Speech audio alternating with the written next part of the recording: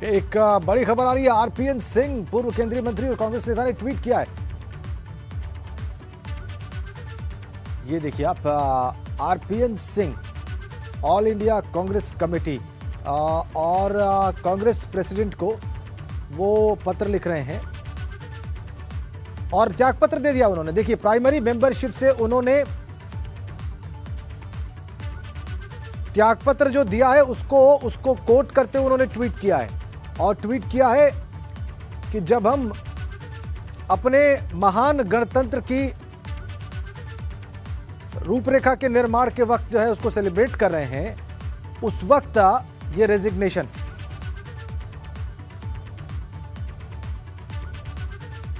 इसके अलावा उन्होंने धन्यवाद भी दिया है कांग्रेस प्रेसिडेंट को, देश को और पार्टी को।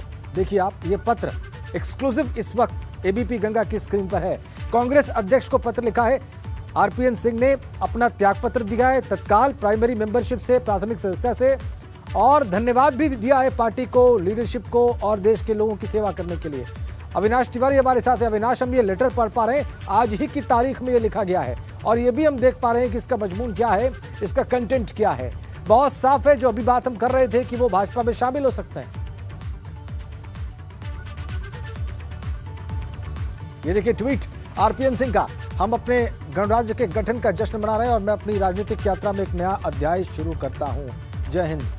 और साथ में उन्होंने अटैच कर दिया है वो त्यागपत्र जो उन्होंने कांग्रेस प्रेसिडेंट को लिखा है।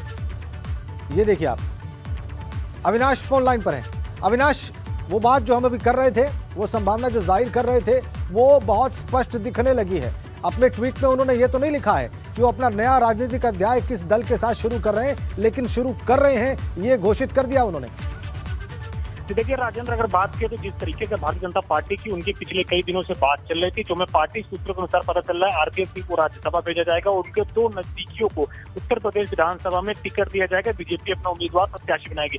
ये बीजेपी के साथ उनकी बातचीत हो चुकी है और आज अब किसी भी वक्त उनकी आधिकारिक सूचना आ सकती है बीजेपी ज्वाइन करने की। क्योंकि अगर बात करें तो उनका, अगर आप ट्विटर हैंडल देखेंगे तो उन्होंने कांग्रेस पार्टी हटाकर उन्होंने लिख दिया है कि माई मोटो इंडिया फर्स्ट ऑलवेज। तो ये ज्यादातर बीजेपी के नेता लिखते हैं कि उनका जो लक्ष्य है वो प्रथम, भारत प्रथम है और राष्ट्र प्रथम है। और उन्होंने अभी ट्वीट करके भी जिस तरीके से कह दिया कि गणतंत्र दिवस के उत्सव मनाया जा रहा है और मैं अपने राजनीतिक जीवन में नया अध्याय आरंभ कर रहा हूं। तो ये अपने आप में सब कुछ दर्शा रहा है कि उनकी बीजेपी से बातचीत हो चुकी है। बीजेपी नेता भी दबी जुबान में लगातार ये कह रहे हैं कि हमारी उनके साथ बातचीत हो चुकी है। ऑफ द रिकॉर्ड बीजेपी के तमाम सारे नेता यही बता रहे हैं कि आरपीएन सिंह की बीजेपी से बातचीत हो चुकी है। अब उनका किसी भी वक्त आधिकारिक सूचना आ सकती है बीजेपी में शामिल होने के लिए। आधिकारिक सूचना में भी थोड़ा वक्त इसलिए लग रहा है कि बीजेपी के जितने दिग्गज नेता हैं इस वक्त केंद्रीय चुनाव समिति की बैठक में मौजूद हैं और लगातार टिकट को लेकर मंथन हो रहा है और अंतिम मुहर लगाने का काम किया जा रहा है। जैसे ही वो बैठक खत्म होती है उसके बाद आरपीएन सिंह को भारतीय जनता पार्टी में ज्वाइनिंग कराया जाएगा।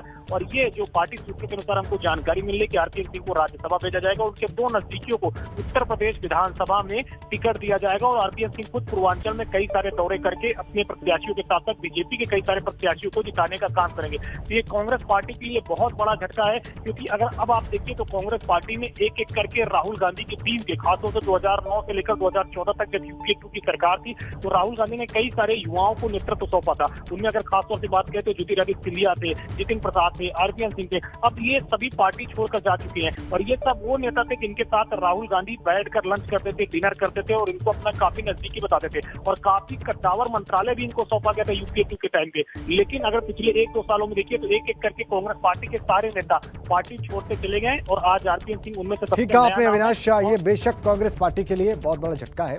लक्ष्मीकांत वाजपेयी भारतीय जनता पार्टी की ज्वाइनिंग कमेटी के अध्यक्ष हैं, उनके पूर्व प्रदेश अध्यक्ष हैं, इस वक्त हमारे साथ जुड़ गए हैं। वाजपेयी साहब, स्वागत है आपका एबीपी गंगा पर। धन्यवाद आपका। आरपीएन सिंह आपको कब ज्वाइन कर रहे हैं? ये जानकारी तो आज शाम की है और ये बहुप्रतीक्षित ज्वाइनिंग हो रही है जी, और मैं उनका भारतीय जनता पार्टी परिवार में स्वागत भी करता हूँ जी। और मुझे भरोसा है कि उनके सहयोग से भारतीय जनता पार्टी अपने अपेक्षित गोल को प्राप्त करेगी। अपेक्षित गोल तो फिलहाल वाजपेयी साहब चुनाव जीतना ही लगता है, जो आगामी विधानसभा चुनाव है। लेकिन इसके अलावा क्या हुई आपकी उनसे, ये भी हमारे दर्शकों को बताएं। क्या सहयोग वो करेंगे और आप उनको किस प्रकार से प्रमोट करेंगे? नहीं, एक्चुअली बिना शर्त ज्वाइनिंग होती है हमारे यहाँ। पार्टी में कार्यकर्ता बनने के बाद जी फिर अगर कुछ आवश्यकता होती है तो पार्टी विचार करती है। ज्वाइनिंग बिना शर्त है, ज्वाइनिंग में कोई किसी को आश्वासन नहीं दिया जाता। वाजपेयी साहब, बिल्कुल आपको राइट है कि आप ये बात कहें, आप वरिष्ठ राजनेता हैं उत्तर प्रदेश के, लेकिन व्यवहारिक राजनीति में क्या होता है और उसका सत्य क्या है, अभी हम लगातार देखते हैं। नहीं, वो आपकी बात अपनी जगह ठीक हो सकती है, लेकिन हम लोग जब बात करते हैं तो किसी को हम ये आश्वासन नहीं देते कि आपको ये टिकट हो जाएगा या ये पद हो जाएगा। ज्वाइन करने के बाद कार्यकर्ता बन जाता है आदमी, फिर वो इच्छा भी रख सकता है, मांग भी सकता है, फिर पार्टी विचार कर सकती है। तो अब दर्शकों को ये बताएं कि आरपीएन सिंह चूंकि पूर्वांचल से ताल्लुक रखते हैं, केंद्रीय मंत्री रहे हैं, पूर्वांचल के वरिष्ठ नेता हैं, कांग्रेस के वरिष्ठ नेता हैं, और हम लोगों के प्रयास को अगर सफलता मिली है तो निश्चित तौर पर उनके आने से भारतीय जनता पार्टी को बल भी मिलेगा। और मैं तो इतना ही खाली कहना चाहूंगा कि अब इस पर कांग्रेस को विचार करना चाहिए। नहीं, बिल्कुल ये सवाल कांग्रेस से जरूर पूछा जाएगा कि उन्होंने क्या विचार किया या क्या विचार कर रहे हैं, इसमें कोई शक नहीं है कहाँ खड़े हैं वो। लेकिन फिलहाल अभी पूर्वांचल में क्या भूमिका रहेगी, ये थोड़ा स्पष्ट करें।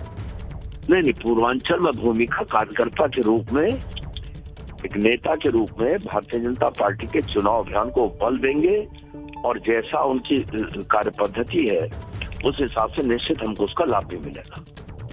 जी, हमारे सहयोगी अविनाश तिवारी इस वक्त दिल्ली से हमारे साथ जुड़े हैं। वाजपेयी साहब, वो रिपोर्ट कर रहे हैं कि बातचीत हुई है, उन्हें राज्यसभा भेजा जाएगा। नहीं, ये भी वो रिपोर्ट कुछ भी कर सकते हैं। आपको अनुमान लगाने का, सूत्र के हिसाब से आपको खबर देने का सब अधिकार आपके पास सुरक्षित है, मैं उसको कोई चुनौती नहीं देता जी। लेकिन मेरी जानकारी के मुताबिक अभी कोई किसी प्रकार का आश्वासन नहीं है, और शुद्ध तौर पर वो कार्यकर्ता के रूप में भारतीय जनता पार्टी परिवार को ज्वाइन करेंगे। वाजपेयी साहब, ये बिल्कुल ठीक है, चलिए, लेकिन एक बात, चूंकि आप लंबे समय से उत्तर प्रदेश की राजनीति में हैं और जितना मैं आपको जानता हूं, आप सिद्धांतों की कद्र करने वाले, उसका आदर करने वाले व्यक्ति रहे हैं। सर, एक बात हमारे दर्शकों को जरूर बताइए कि ये जो दल बदल हो रहे हैं, चाहे कोई आपके दल में जाए या कोई आपके दल से किसी और दल में जाए चुनाव के एंड पहले, क्या इसको अवसरवादी, मौका परस्त राजनीति ना कहा जाए? सामान्यतः हम तो इतना ही कह सकता हूं मैं कि कोई व्यक्ति यदि अपने घर की चौखट लांघ कर और हमारे दरवाजे पर है तो सामान्यतः एक आम नागरिक के नाते भी उस व्यक्ति को स्वीकार करना चाहिए। अगर वो हमारी आवश्यकता माना कर सबके अनुरूप है तो हम उसी सिद्धांत के अनुसार ज्वाइनिंग कर रहे हैं। सैद्धांतिक बात ठीक है कि चुनाव के मौके पर आने वाला व्यक्ति यदि किसी अपेक्षा के साथ आ रहा तो गलत है। भाजपा में मैं जिस ज्वाइनिंग कराने से पहले खूब तो बजा के लेता हूँ, भाई टिकट नहीं, पद नहीं, आना हो आओ, पार्टी जिसे टिकट देगी उसे लड़ाना हो तो आ जाओ, और नहीं लड़ाना हो तो भी मत आओ। मैं तो इस सिद्धांत के साथ ज्वाइनिंग करा रहा हूँ। ये महत्वपूर्ण बात आपने कही, अंडरलाइन करने वाली, और बहुत बहुत धन्यवाद वाजपेयी साहब आपका बातचीत करने के लिए एबीपी गंगा से। तो पूर्व प्रदेश अध्यक्ष भाजपा के और वर्तमान में ज्वाइनिंग कमेटी के अध्यक्ष लक्ष्मीकांत वाजपेयी साहब ये कह रहे हैं कि आज ये घोषणा हो सकती है उनके भारतीय जनता पार्टी में ज्वाइन होने की या शामिल होने की। तो ये एक तरह से आधिकारिक पुष्टि है भारतीय जनता पार्टी की ओर से कि आरपीएन सिंह आज किसी भी वक्त भारतीय जनता पार्टी का हिस्सा बन सकते हैं। वही बात जो अभी अविनाश तिवारी कह रहे थे, और अविनाश बता भी रहे थे कि उनकी बातचीत हुई है, कुछ चीज़ों पर बात बनी है उनकी भारतीय जनता पार्टी के साथ। आइए अब अविनाश के पास ही चलते हैं और उनसे और ज़्यादा मालूमात हासिल करते हैं, जो कि उनकी अभी एक रिपोर्ट हमने तत्काल अभी उसको सही होते हुए, सही घटते हुए देखा, उसकी पुष्टि होते हुए देखा। अविनाश, जो कुछ आपने कहा उनमें से बहुत सारी बातों पर जो राजनीतिक सीमा थी लक्ष्मीकांत वाजपेयी की, उसके भीतर रहते हुए उन्होंने बहुत सारी बातों की पुष्टि कर दी। एक तो ये कि वो भारतीय जनता पार्टी का हिस्सा बन रहे हैं, दूसरा ये कि पूर्वांचल में उनके प्रभाव का इस्तेमाल करेगी भारतीय जनता पार्टी पार्टी के पक्ष में। लेकिन वो ये मानने को तैयार नहीं थे या यूं कहने के तैयार नहीं थे कि क्या बात हुई है उनकी, क्या वो राज्यसभा भेजे जाएंगे या उनके कितने लोगों को चुनाव में टिकट दिया जाएगा पूर्वांचल में। इस पर उन्होंने कुछ नहीं कहा, और ये हम समझ सकते हैं अविनाश की उन्होंने क्यों नहीं कहा। बहरहाल, आपके पास क्या जानकारी? देखिए राजेंद्र, अगर बात करें तो लक्ष्मीकांत वाजपेयी की अपनी सीमाएं हैं, उनकी मर्यादाएं हैं पार्टी से जुड़ी हुई, इसलिए लिहाजा वो कुछ खुलकर नहीं कह रहे हैं। लेकिन पार्टी में अमूमन जब इतने बड़े कद का कोई भी नेता शामिल होता है तो जाहिर तौर से बात है कि पहले से ही बातचीत होती है, और जितने अतीत में नेता इस तरीके से शामिल हुए हैं उनके इतिहास को अगर आप देखेंगे तो तमाम सारी चीज़ें साफ हो जाएगी। जब जितिन प्रसाद पार्टी में शामिल हुए थे तब ये भी कहा गया था कि वो बतौर पार्टी कार्यकर्ता रहेंगे, पार्टी को मजबूत किया जाएगा, लेकिन उनको MLC बनाया जाता है और फिर राज्य में कैबिनेट मंत्री बनाया जाता है। जब स्वामी प्रसाद मौर्य बसपा छोड़ के 2017 में भाजपा का दामन थामे थे तब ये कहा गया था स्वामी प्रसाद मौर्य बतौर कार्यकर्ता रहेंगे और जिस तरीके से बीजेपी के लिए काम करेंगे, लेकिन उनको भी कैबिनेट मंत्री बनाया गया, उनकी पुत्री को सांसद बनाया गया और कई सारे उनके चाहने वालों को टिकट भी दिया गया। तो इस तरीके से जब अमूमन बड़े नेता किसी भी दल को बदलते हैं और किसी नए दल में शामिल होते हैं तो पहले से ही बातचीत हो जाती है कि उनकी पार्टी में क्या कुछ जो है जिम्मेदारी होगी, पार्टी के लिए किस तरीके से काम क्या करेंगे और उनको किस तरीके से पार्टी ओबलाइज करेगी। तो ये चीजें बीजेपी ने पहले ही कई बार इस तरीके से कहा है, लेकिन पार्टी के जो तमाम सारे नेता अन्य दलों से आते हैं उनको ओबलाइज किया गया है। तो RPN सिंह की भी बातचीत हो चुकी है भारतीय जनता पार्टी में। जो हमारे बीजेपी के विश्वस्त सूत्र है वो बता रहे हैं कि RPN सिंह को राज्यसभा भेजा जाएगा और उनके 2 नजदीकी को विधानसभा का टिकट दिया जाएगा। जिस तरीके से कुशीनगर क्षेत्र में अगर बात करें तो एक बड़ा वोट बैंक है कुर्मियों का और कुर्मी समुदाय से ही आते हैं RPN सिंह, तो उनकी जो जिम्मेदारी है खासतौर से स्वामी प्रसाद मौर्य के जाने के बाद वो काफी ज्यादा बढ़ जाती है, क्योंकि पडरौना से वो भी रहने वाले और पडरौना से स्वामी प्रसाद मौर्य भी चुनाव लड़ते रहे हैं और चुनाव इस बार का भी लड़ेंगे। तो अब देखना यह है कि स्वामी प्रसाद मौर्य के जाने के बाद बीजेपी RPN सिंह को तो ला रही है, RPN सिंह कितना फायदा बीजेपी के लिए होते हैं ये काफी महत्वपूर्ण बात होगी। क्योंकि अगर बात करें तो RPN सिंह का प्रभाव पूर्वांचल में खास तौर से रहा है। वो अगर बात करें तो जिस तरीके से उनकी एक शैली रही है काम करने की और लगातार जो जनता के बीच में उनकी पहुंच रही है उसको अब बीजेपी कहीं ना कहीं अपने पाले में लाने की कोशिश करेगी। और कांग्रेस का एक बड़ा चेहरा है, केंद्रीय गृह राज्य मंत्री रहे हैं वो, कांग्रेस पार्टी में राहुल गांधी की कोर टीम में रहे हैं, गांधी परिवार के काफी नजदीक सदस्यों में कहे जाते हैं। अब उनका कांग्रेस पार्टी छोड़ना वाकई में कांग्रेस के लिए फिर से एक बार आत्मचिंतन का वक्त है। लेकिन कांग्रेस पार्टी में जिस तरीके से एक के बाद एक कई सारे कद्दावर नेता छोड़ के गए हैं और प्रियंका गांधी लगातार ये कह रहे हैं कि हमको कोई फर्क नहीं पड़ता है,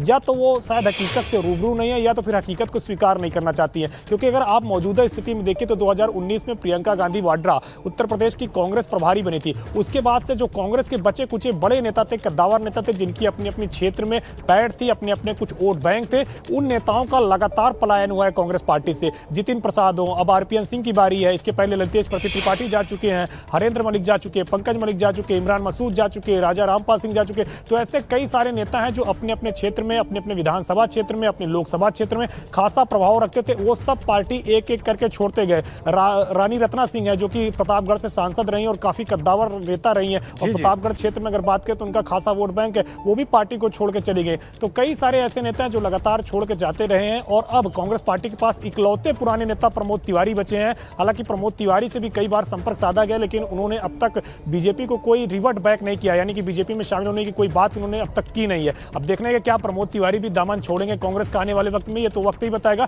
लेकिन अब RPN सिंह ये निश्चित हो चुका है कि आज बीजेपी में शामिल हो सकते हैं, क्योंकि अभी अगर बात करें तो बीजेपी की केंद्रीय चुनाव समिति की बैठक चल रही है जिसमें उत्तर प्रदेश में जो बाकी बचे उम्मीदवार हैं उनके नाम पर अंतिम मुहर लगाने का काम किया जा रहा है। प्रधानमंत्री नरेंद्र मोदी समेत बीजेपी के जितने दिग्गज नेता, चाहे वो राज्य के नेता हो चाहे केंद्र के नेता हो, इस वक्त केंद्रीय चुनाव समिति की बैठक कर रहे हैं। यह बैठक तकरीबन 3 बजे के करीब खत्म होगी। उसके बाद ये बताया जा रहा है कि RPN सिंह को आज ही शामिल कराया जा सकता है। अगर आज नहीं शामिल होते हैं तो कल 26 जनवरी, कल छोड़ के परसों उनका शामिल होना तय है। लेकिन अब ये एक बात चीज स्पष्ट हो गया है कि RPN सिंह बीजेपी में आ रहे हैं, उनका आज या कल में भारतीय जनता पार्टी में जो है औपचारिक तौर पे, आधिकारिक तौर पे प्रवेश हो जाएगा। लेकिन जो एक राजनीति है पूर्वांचल की, उस पर बहुत बड़ा असर पड़ेगा। और कांग्रेस जिस तरीके से चुनाव लड़ रही है, 160 सीटें महिलाओं को देने की बात कर रही है प्रियंका गांधी, और तमाम तरह जो अन्य राजनीतिक दल हैं उनको कहीं ना कहीं एक बड़ा जो है ये झटका लगेगा, क्योंकि RPN सिंह की अपनी क्षेत्र में खासा जो है। और देखिए राजेंद्र, मैं आपसे बात कर ही रहा हूं और इतने में मैसेज आ गया, आधिकारिक मैसेज आ गया, 2:30 बजे RPN सिंह बीजेपी का दामन थामने जा रहे हैं। तो बीजेपी ने अब आधिकारिक ऐलान भी कर दिया है। आपसे बात करते करते